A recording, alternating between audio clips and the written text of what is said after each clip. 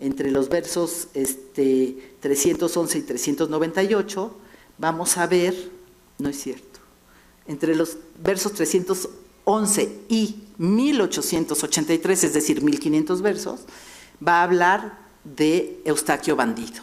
Eustaquio, a cuyo padre asesinaron y que va a buscar justicia ante el conde, y el conde le propone hacer un juicio de Dios. Un juicio de Dios es estos duelos en donde el que gana tiene la protección de Dios y el que pierde no la tenía, porque ya no la tenía, ¿no? Entonces, el hecho es que este 70% de la narración ocupa en la vida real de Eustaquio 2 años documentados en los que él se rebela contra su señor y se dedica al bandidaje, es decir, se va exiliado al bosque porque el conde le quema sus tierras, y estos 2 años son los que ocupan realmente el grueso, el 70% de la historia. Entonces ahí vemos que la relación historia-literatura es una relación bastante problemática, ¿no?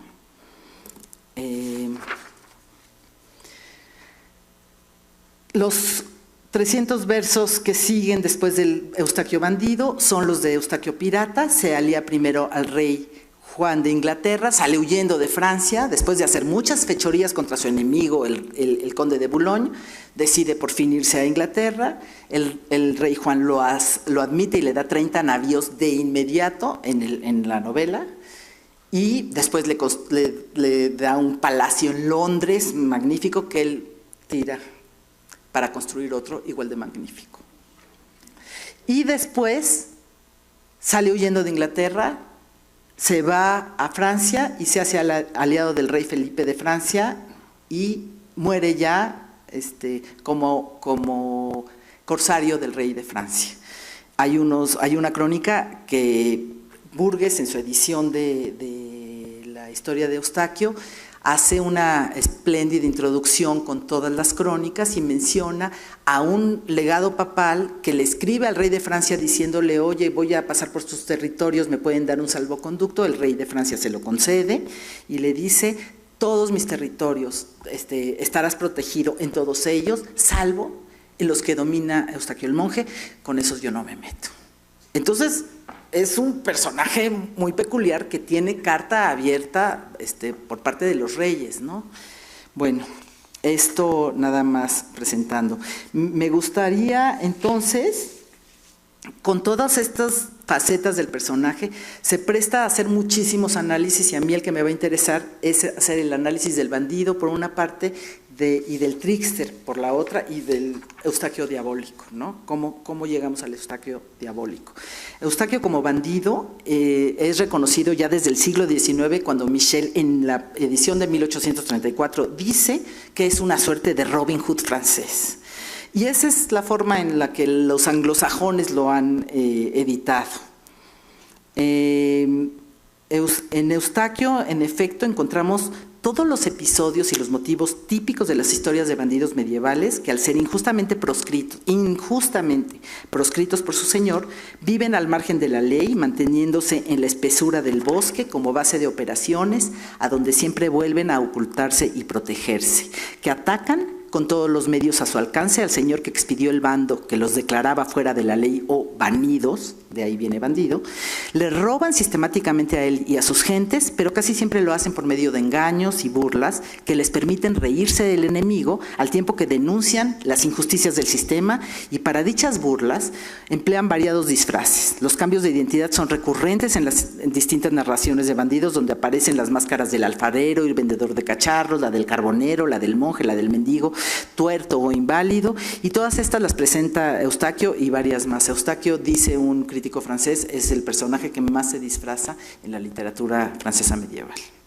El papel de bandido de Eustaquio queda perfectamente delimitado, no solo desde el momento en que, ante el asesinato de su padre, el monje ordenado se sale del convento para solicitar justicia al conde de Boulogne, y cuando éste es incapaz de responder adecuadamente pero sobre todo cuando el propio asesino de su padre logra convencer al conde de que Eustaquio ha malversado las cuentas que le debía dar como senescal del Boulonnais al conde de Boulogne, el conde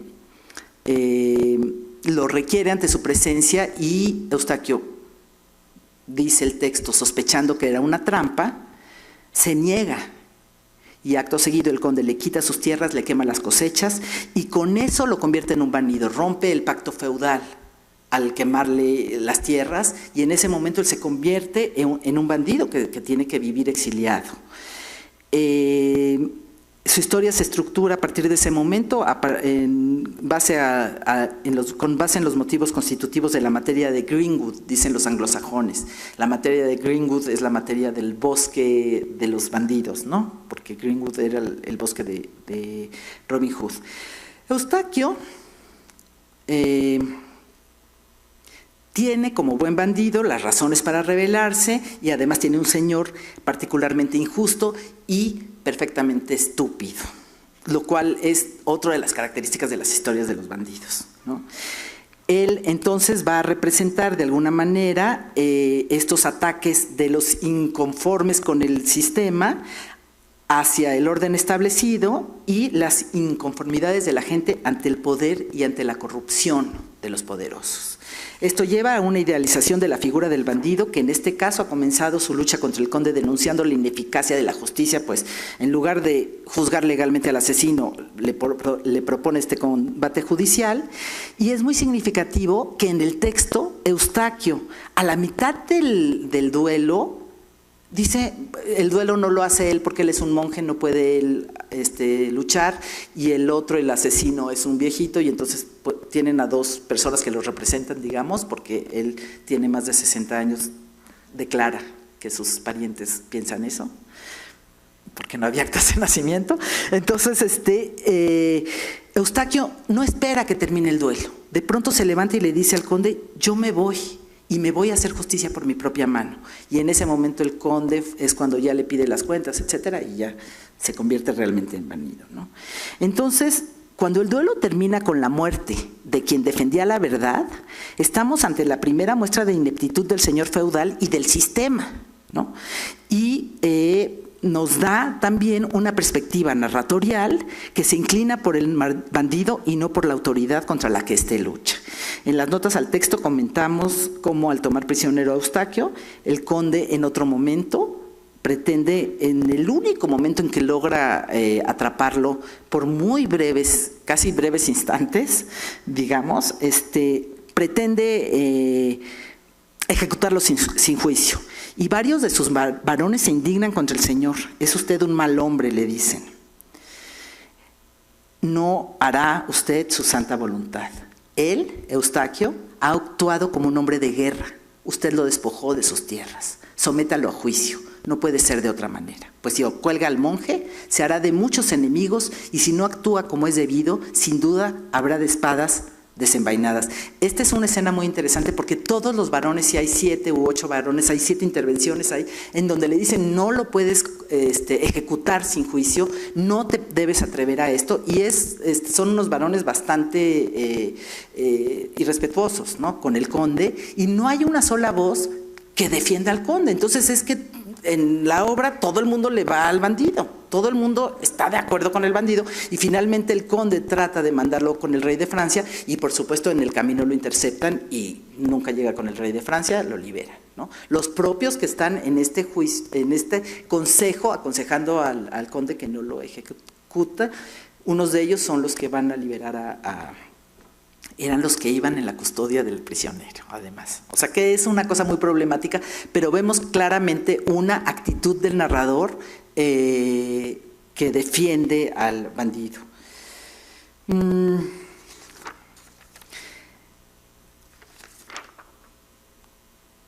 Y entonces, si vemos esta defensa del bandido por un lado, vamos a encontrar la caricaturización de las ineptitudes del conde, que también se muestra como un conde injusto, él y la gente de su corte. En algún momento Eustaquio, disfrazado de vendedor de pescado, va a vender 44 macarelas y la gente del conde pues recoge los pescados y luego ya no le quieren pagar y le dan vueltas y ven mañana y ven pasado y nunca le pagan, ¿no? Y entonces eso hace que Eustaquio haga un nuevo robo de caballos al señor porque le encanta robarle los caballos a su señor, probablemente porque no tiene caballos y porque los caballos son muy caros. Esto se entiende, ¿no? Pero al señor lo irrita particularmente el asunto de los robos de caballos.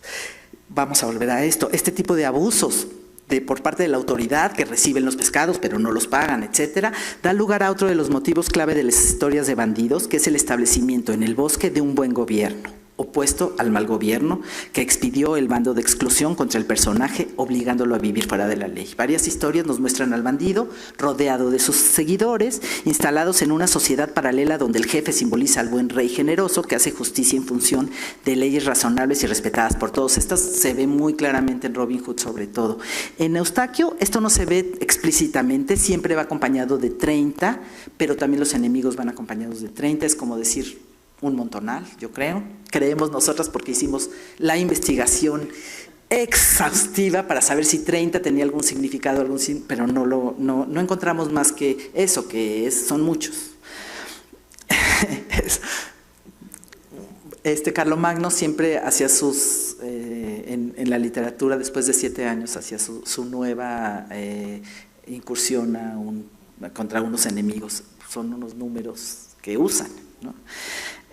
Bueno, pero el hecho es que Eustaquio toma prisionero al conde, se lo lleva al bosque y ahí va a hacer una muestra de su superioridad ética cuando, desplegando su hospitalidad al haber llevado al conde contra su voluntad, se da el lujo de dejarlo ir sin hacerle daño, puesto que está bajo su protección. Y en este caso realmente es muy notable porque Eustaquio lo lleva al bosque y ya que lo tiene rodeado con todos los enemigos, el conde está solo, le dice, perdona Eustaquio, perdóname. Bueno, habla en tercera persona, pero le dice, perdona Eustaquio, y él le dice no, y lo dice no solamente terminantemente, sino muy poco amablemente. Y entonces la reacción del bandido de decirle, te dejo ir porque estás bajo mi hospitalidad, es particularmente generosa, ¿no? Y forma parte de estos rasgos de pertenencia al género del bandido. El bandido siempre va a haber una escena, siempre va a haber la escena en que solicitan la clemencia del señor contra el que se rebelaron, y siempre hay también la escena de la hospitalidad, de esta superioridad moral.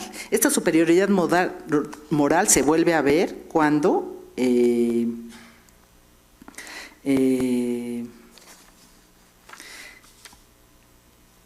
hacen la prueba de la verdad, toman como prisionero a alguien que lleva enormes sumas de dinero, le preguntan que cuánto lleva y si el prisionero dice la cantidad exacta se le restituye sin tocar un centavo. Si el prisionero miente, le quitan todo, y en este caso, en el caso que tenemos, el que dice la verdad es un comerciante, que es gente como del pueblo, y entonces le restituyen el dinero, mientras, es curioso porque ya está esta mentalidad, ¿no? de los dineros, pero el comerciante no sale mal parado, y en cambio el abad dice mentiras y le quitan todo, y el narrador dice encantado de la vida. Si hubiera dicho la verdad, habría conservado todo su haber.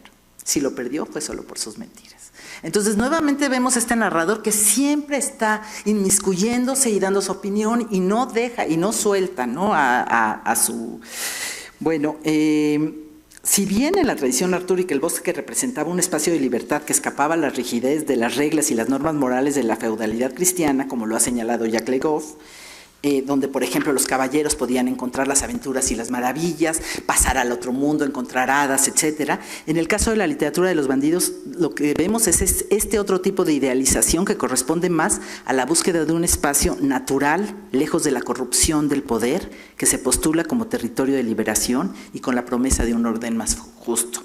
Entonces, todo esto hace que los bandidos sean muy bien vistos, incluso actualmente, y yo creo que Santiago tiene un estudio sobre bandidos actuales muy interesante. En el caso de Eustaquio, ya examinándolo muy de cerca, no encontramos en absoluto el rasgo típico de Robin Hood de quitar a los ricos para darles a los pobres, ni esa generosidad del bandido noble y caballeroso, que de hecho es tardía en la tradición de Robin Hood porque en las primeras baladas era bastante rudo. también, pero nuestro pirata aparece como una figura bastante ambigua, donde la crueldad se combina con el gusto por la burla, lo que nos llevaría a pensar en él como un bandolero de los más violentos, que Hobsbawm, en su importante obra sobre los bandidos históricos, ha analizado bajo el rubro de los bandidos vengadores, y que acá vamos a ver una perspectiva de la presentación del personaje que permite que riamos de sus fechorías y que no le tengamos mucha piedad a víctimas que la merecen absolutamente. Esto es gracias a un narrador que se ocupa de mantener la distancia estética necesaria en las historias cómicas, con el fin de que el lector no se identifique ni se involucre con las víctimas de las bromas y encuentre más o menos divertidos sus infortunios, y vamos a ver 2 ejemplos un poco más tarde. Pero las ambigüedades que se desprenden del cinismo y de la crueldad de Eustaquio se combinan con una personalidad muy fascinante que parece alejarlo de la figura de los bandidos ingleses. Sobre todo los ejemplos de las crueldades ya los vamos a ver luego. Pero esta ambigüedad termina por acercarlo, desde mi punto de vista, a la figura del trickster, que es uno de los temas que yo he trabajado mucho y que es lo que me ha permitido hacer el análisis de Eustaquio, un análisis que me parece interesante para Eustaquio. No voy a dar muchos detalles sobre los tricksters, pero son esos personajes tramposos y pícaros que aparecen en todas las civilizaciones para introducir el desorden y la transgresión. La astucia y la trampa son sus armas, como en Ulises o en Hermes, en Loki entre los nórdicos, y los disfraces y el sentido del humor son sus rasgos principales, aunque su personalidad ambivalente y contradictoria hacen difícil una definición rápida. Hay que recordar que Eustaquio presenta analogías con 2 personajes medievales, Tristán y Renard, que curiosamente también pueden ser considerados tricksters. En su traducción al italiano, Lecco, la que publica en 2007, parte de la idea del trickster, y ahora acaba de escribir un artículo en el 2013-14 en el que dice que no, que los tricksters tienen un contexto sociohistórico muy determinado y que ella ya retira lo dicho, que no le parece que sea un trickster. Y a mí, curiosamente, me parece que la figura del trickster me va a dar unas herramientas para analizar al personaje, por lo que yo considero que efectivamente tiene razón Lecco, los tricksters literarios no son tricksters míticos, no pertenecen a este momento de la creación del mundo y el ordenamiento del mundo, no obedecen ese tipo de necesidades de una comunidad, y sin embargo las huellas del trickster en muchos personajes permiten comprender muchas de las ambigüedades que la cultura cristiana medieval no podía resistir y no podía admitir, y entonces se tenía reacciones complicadas como convertirlos en diabólicos. Este va a ser el punto central que yo quiero tocar aquí. La marca de los tricksters es su ambigüedad, y yo para esto quisiera nada más que viéramos cómo se describe la ambigüedad de la figura mítica. El trickster, la figura mítica del trickster, que transforma la naturaleza y a veces crea el mundo y la especie humana, es al mismo tiempo un payaso, un bufón, el héroe indomable que detiene el curso del sol, destruye a los monstruos, desafía a los dioses, y es también el protagonista de aventuras obscenas de las que sale humillado y envilecido, o a veces engrandecido, depende, pero bueno, esto es Marcos, ¿no? Macarius, perdón. El inventor de tantas estratagemas es víctima de sus propios ardides. El amo del poder mágico se representa como un pobre diablo arrastrándose por los caminos, yendo de chasco en chasco. Concede a los hombres las artes, las herramientas y otros bienes culturales, pero les juega bromas pesadas. Dispensa las medicinas que curan y salvan e introduce la muerte. Parecería que cada cualidad y cada defecto que se le atribuyen hacen surgir automáticamente a su opuesto. El benefactor es también el maligno, el malintencionado. Todo el bien y todo el mal se relacionan con él. Bueno, bueno, me voy a regresar, es que no quiero que vean la siguiente. La marca distintiva pues de los tricksters es esta ambigüedad, y en Eustaquio vamos a ver muchísimos de los rasgos y de las contradicciones. No solamente es una figura marginal que actúa siempre desde la exclusión, sino que se ve obligado a llevar una vida errante, y el texto lo va a subrayar. Para la edición incluso hicimos un mapa, porque era muy curioso que siempre estaba mencionando el sitio geográfico particular y pensamos que podía tener un significado de algún, es complicado, pero ahí está el mapa. Siempre está en fuga entre la corte y el bosque, entre Francia e Inglaterra, entre la tierra y el mar. Cambia de bandos políticos, de lealtades, y siempre se encuentra en el umbral entre el bien y el mal. Pero siempre es divertido y siempre se divierte con las fechorías que les hace a sus víctimas. Este placer de engañar al otro se liga a las transgresiones festivas del carnaval, donde no solo se trata de transgredir el orden, sino de disfrutar de la transgresión. Lo que nos lleva nuevamente a la actitud divertida del propio narrador al relatar episodios, como en una de tantas ocasiones en que el bandido, bajo algún disfraz, le dice al conde: no, Eustaquio no debe estar lejos de aquí. Y decía la verdad, porque el que estaba ahí estaba hablando con el conde. El que estaba ahí hablando con el conde era Eustaquio en persona. Estas son las anotaciones del propio narrador, que siempre nos hace notar la ironía, que está siempre subrayando el chiste y que tiene que ser tomado muy en cuenta porque es una lectura muy atenta del texto la que nos va a permitir definir si Eustaquio es diabólico o no. El narrador no lo ve tan diabólico, me parece a mí. El narrador tampoco se puede resistir a hacer bromitas ante situaciones que son cómicas, como cuando Eustaquio disfrazado logra que su enemigo Cadoc le entregue su capa, que debe haber sido carísima porque era un hombre de alta alcurnia, por la información falsa sobre el enemigo Eustaquio. Y el narrador comenta: Cadoc le dio su capa, que estaba forrada de petigris y que muy pronto sería escapa. Estos juegos de palabras son también muy comunes en el texto y el narrador disfruta las escenas hilarantes, ¿no? Hay una escena en donde Eustaquio regala a la corte pasteles hechos con cemento y el narrador detalla con minucia describiendo cómo el primero de los varones que se atasca en la tarta no deja de invitar al vecino a que pruebe, que también caiga en la broma. Entonces vemos uno de los condestables del conde y uno de sus más íntimos amigos probó una y se atascó en la masa de tal manera que no podía abrir el hocico ni desencajar los dientes. Tan pronto como se desatascó, le dijo a su compañero: pruébalas, nunca en su vida comerá usted tartas como esta, jamás probará algo así. Entonces vemos bajar el registro del texto, que podía haber estado en otros momentos muy épico, a un registro muy bajo, hablando de hocicos, con desprecio por los enemigos de Eustaquio, y luego al otro pobre que tenía unos dientes enormes y que cuando mordió la tarta, y entonces acá está, cuando muerde la tarta, se le empestelearon los dientes de tal manera que no podía despegarlos, comenzó a sudar de angustia y al fin comienza a maldecir gritando: por los dientes de 10, ¡qué humillación! Creo que me comí al diablo.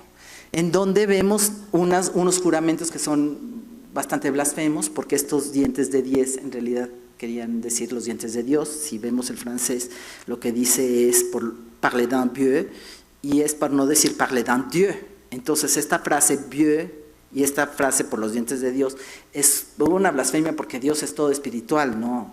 Aunque mandara a su hijo a encarnarse, digamos, nunca se jura por Jesucristo, se jura por Dios, pero no se dice el nombre de Dios, se dice 10, como en par 10. Eso también fue un hallazgo del equipo de traducción, porque par 10, pues no teníamos idea de qué quería decir, y es una manera de no decir por Dios, ¿no? Y no estar metiendo a Dios en juramentos profanos.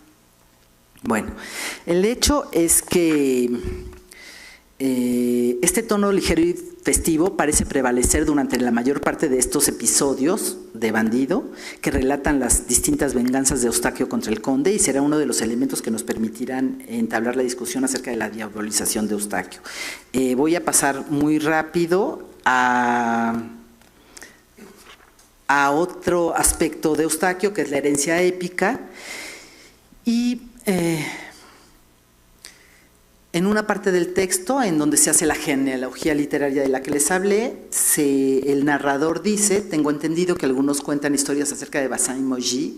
Bazin hizo trampas en numerosas ciudades y Mogis engañó a muchos mediante su magia. Eran magos ladrones.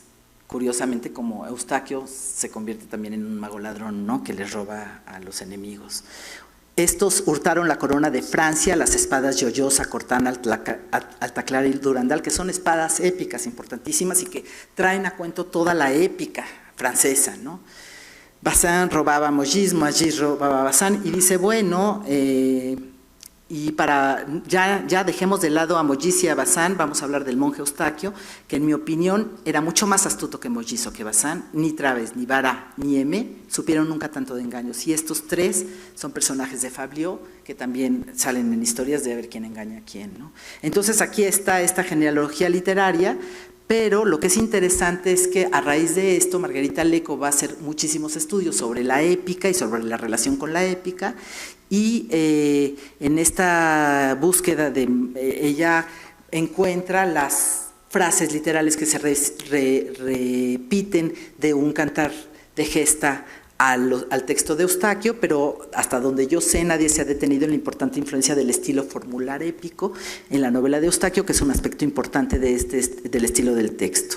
Entonces hay muchísimas teorías sobre la importancia de las fórmulas, y yo las tenía todas muy bien documentadas, pero no las voy a poder leer, nada más les voy a enseñar cómo, por ejemplo, hay la fórmula de alguien fue con el conde a contarle, con estos juegos de palabras entre conte, conde y contarle, conte, que se escriben, o sea, los ven ustedes, son exactamente la misma palabra, y que aparecen numerosas veces, pero la que más nos interesa es una en donde ya aparecen epítetos muy épicos, parece Eustace, que mucho sabía de engaños, y se va a repetir varias veces. Esta primera que se repite después, idéntica, y que se vuelve a repetir después, idéntica, es la que aparece ante la primera fechoría que hace Eustaquio. Es una fechoría en la que emplea la magia, aunque es bastante escabrosa y tampoco me voy a detener en ella. Pero de ahí vamos a seguir encontrando esta misma fórmula, un poquito más complicada, y con otros sustantivos que se refieren también a la astucia, ¿no? Las AB en el francés, mucho sabía de astucias, o la beurre, mucho sabía de trampas, o Pourpin, sabía tramar muy bien las cosas, o, a ver si sale. Bueno, y entonces usando esta misma fórmula, cuando llegamos a un momento en que él quiere engañar a alguien y decirle que es un juglar, ya nada más se repite la fórmula que sabía mucho de Fabiel. Solo que Fabiel, que tiene que ver con esta raíz de fábula, tiene que ver con cuento como género literario, pero también tiene que ver con cuento como ficción, o con cuento como lo usamos los mexicanos, como no me vengas con cuentos, ¿no? Entonces, traducirlo como Eustaquio sabía de cuentos, actualiza todas los significados, ¿no? Hay otras en donde lo que se ve es cómo Eustaquio humilla, deshonra a sus enemigos, ¿no? Y se usan los términos vergoña, vergüenza, no hace pasar vergüenza a muchos hombres. Vamos a verla muchísimas veces, honte et vergogne en el francés, vergüenza y humillación, vergüenza y humillación y vergüenza, la humillación, la deshonra, pero la palabra es la misma, nosotros la cambiamos acá porque también son distintas acepciones y más se acercaba aquí, en este caso a la deshonra. O les ha causado mucho daño, les ha hecho daño, o se ha burlado de ellos, y siempre siguen las mismas estructuras sintácticas, ¿no? Pero lo que a mí me llamó la atención mucho, y que lo vimos en el proyecto, es que esta primera, la que vimos al principio, ay Diosito, muy mala cosa. No, pues sí, aquí estaba. Se parece a las que aparecen en Renart, más bien me voy a regresar acá. Renart usa la misma palabra guil, se usa para describir a Renart con fórmulas idénticas. Qui t'en saut toujours de guil, qui sont main de guil, que sabía muchos engaños, ¿no? En el español. Ahí está la de Huestas, qui molso de guil. Entonces, estas fórmulas nos van a permitir reflexionar acerca del estilo repetitivo. Vamos a encontrar muchas veces también las fórmulas de las reacciones del conde, en donde el conde va, como acá, a decir caramba, por las tripas de Dios, o lo que nos menciona aquí a Dios, ¿no? Cuánto daño y cuánta humillación me ha causado ese monje tan tramposo. Y luego, otra fórmula de juramento, caramba, por los sesos, por las tripas, por las entrañas, otra, por las entrañas, otra, por las patas, por la panza, por las tripas, por la garganta, por los dientes. Es decir, hay unas repeticiones con variaciones y son estas fórmulas que a mí me interesan mucho porque me permiten, voy a cambiar de soporte, reflexionar acerca del uso de las fórmulas que en la épica son para exaltar a los personajes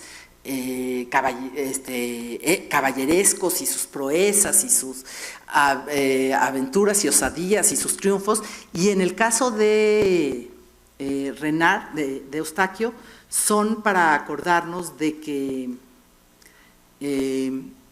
Eustaquio es un tramposo. Eustaquio lleva a cabo muchas, ¿cómo se llaman? Es que ya no encuentro mi texto. Lleva a cabo muchas trampas. A ver si lo encuentro aquí. Ahí va. Nada más un poco acerca de estas expresiones. Cuando vemos todas estas repeticiones, lo que nos pasa es que la reiteración, el conde está desesperado siempre, porque Eustaquio se le escapa, y siempre termina por tener otra fórmula que dice: de nada me servirá seguirlo, nunca voy a poder alcanzarlo, ni con su ayuda me he podido vengar, ese monje es un diablo, que se vaya al diablo, jamás será posible atraparlo ni capturarlo, y siempre está reiterando que no lo va a poder capturar, y efectivamente, esta es la última vez que habla el monje, no lo atrapa, el monje se va. Y con estas frases lo que encontramos es unas repeticiones donde la reiteración de los términos y de las deploraciones o las reiteraciones de los juramentos revelan el recurso a la comicidad no solo como una marca del estilo del texto y no por pobreza de vocabulario o incapacidad expresiva del autor, sino más bien estrechamente ligada a los procedimientos de la poesía épica, no relacionados con la figura del héroe, sino con la del trickster, cuyos episodios repetitivos más bien parecen concretizar la invencibilidad del pícaro, que siempre podría regresar a realizar otra fechoría, ¿no?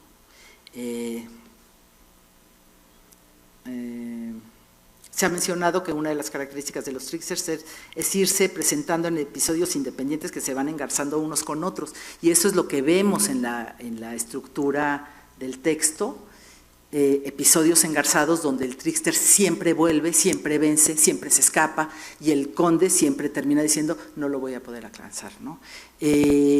Ya no voy a hablar más que de las expresiones del diablo, en donde hay montones de expresiones con el diablo muy repetitivas, pero cuando se usan para describir al monje es cuando el monje se roba los caballos, no cuando hace atrocidades. Les corta la lengua a una persona, el narrador no comenta, el narrador hace un chistorrete, pero no lo juzga, un chistorrete. Ay, este pobre se quedó sin lengua y decía blu, blu, blu, blu, y nadie le entendía. Eso dice el narrador y no hay comentario. Y les corta los pies a 4 gentes para vengarse del conde y no hay comentario. Entonces vemos las atrocidades de Eustaquio sin comentarios del narrador, mientras que cuando le roba los caballos al conde, el conde siempre dice: este es un diablo. En ese sentido, cuando se ha estudiado las apelaciones de diablo del monje, estos adjetivos no corresponden más que a expresiones coloquiales que tenemos por ahí, muchísimas expresiones de qué diablos te dio con un demonio, eres un diablo de gente, e incluso el propio Eustaquio diciendo: ay, ahí va el diablo de Eustaquio, vayan a perseguirlo, ¿no? Entonces no corresponden realmente a la actitud del narrador, que va a terminar su obra diciendo, es que ya no encuentro, pero no sé cómo salirme, irme hasta abajo.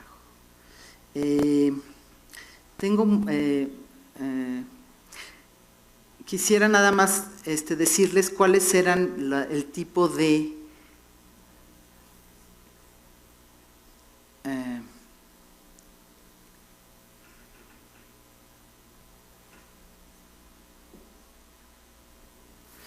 encantamientos que hacía Eustaquio.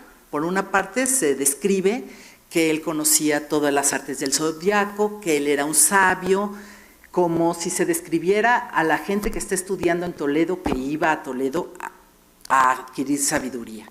Y después dice, él podía encontrar en una tinaja de agua los objetos perdidos, él podía regresar a la gente a la que le habían robado cosas, los objetos que le habían robado, y entonces uno dice, pero estos no son los actos diabólicos de los que nos podríamos espantar. Y luego, es que estoy buscando la...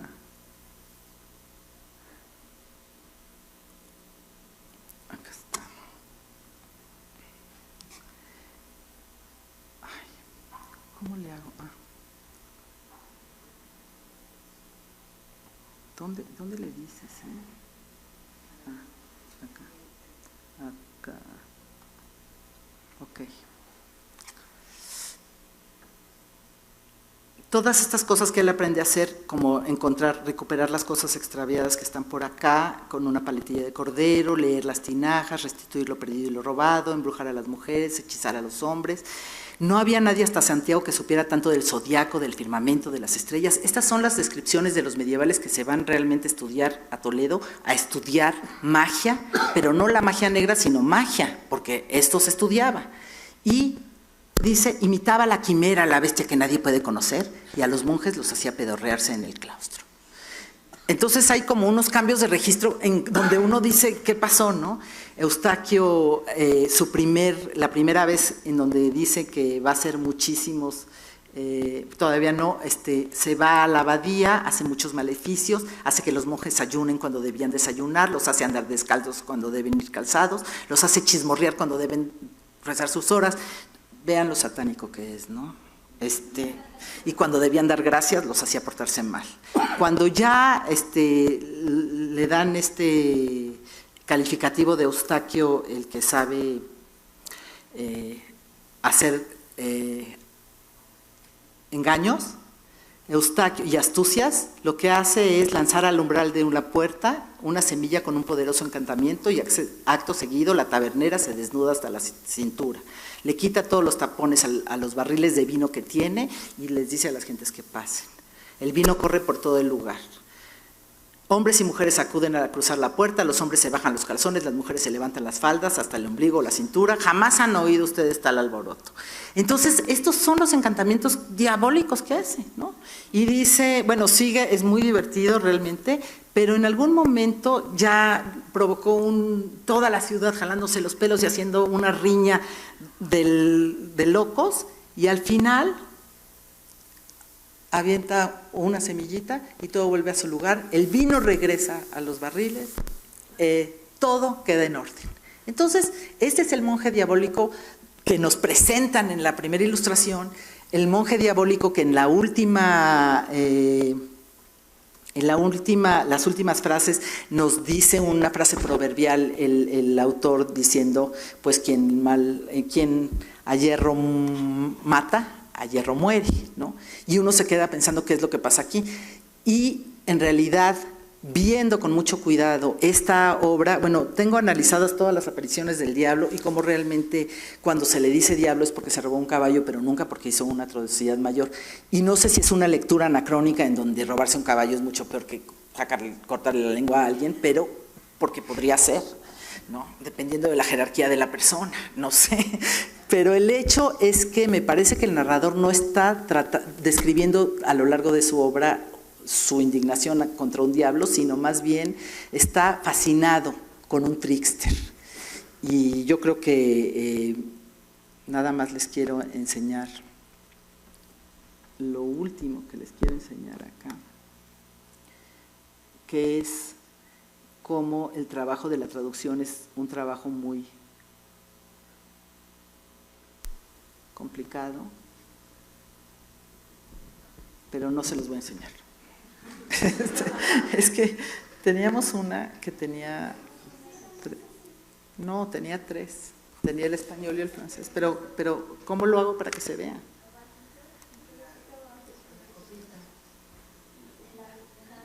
¿Lo hago más chico? Ah, sí.